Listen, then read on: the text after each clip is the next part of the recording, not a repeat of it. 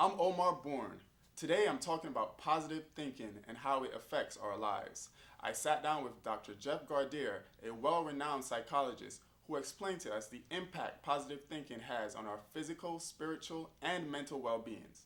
Let's take a look at what America's psychologist had to say. Why is positive thinking important for both our physical and mental well being? Positive thinking is important for both our physical and mental well-being in that it almost puts us in a direction, guides us in a way that we want to improve ourselves. When we have positive thinking as far as the physicality, we tend to take care of ourselves more. We tend to see ourselves as being more powerful, more physically fit. When we look at it from the mental health point of view, the positive thinking tends to take our thoughts in a direction that is about health, it's about wellness. Now, we've often heard the popular saying, sticks and stones may break my bones, but words can never hurt me. Why do you think this is farther from the truth when it comes to positive thinking and people's words and how they affect others? Well, if you don't have positive thinking, your emotional immune system almost drops, where things that people say about you, if you already have some self-esteem issues, you tend to incorporate that, you tend to ingest that psychologically because you just don't have the self-esteem to be able to fight that off.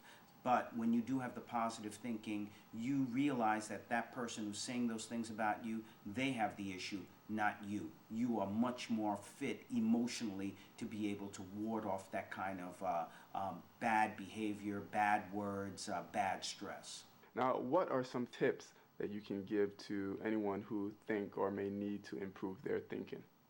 Well, I think one of the first things that you need to do is to be spiritual. You need to pray. You need to know that you can't do it by yourself. If you have the guidance from the Creator, from God, Yahweh, that gives you what you need as far as the intestinal fortitude to be stronger, to be able to achieve many more things.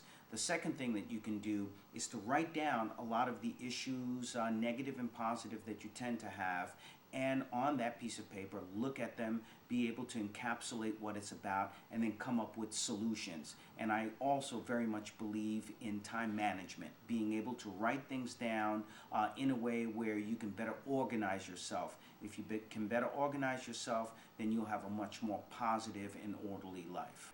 Looking back at the civil rights movement, Black history, where we were and where we are now, the pioneers of Black history, Martin Luther King, Rosa Parks, how did positive thinking have an influence in getting us to where we are today? Well, positive thinking for people in the civil rights era was really about projecting what they felt that the present, how it should be changed, and what the future can be.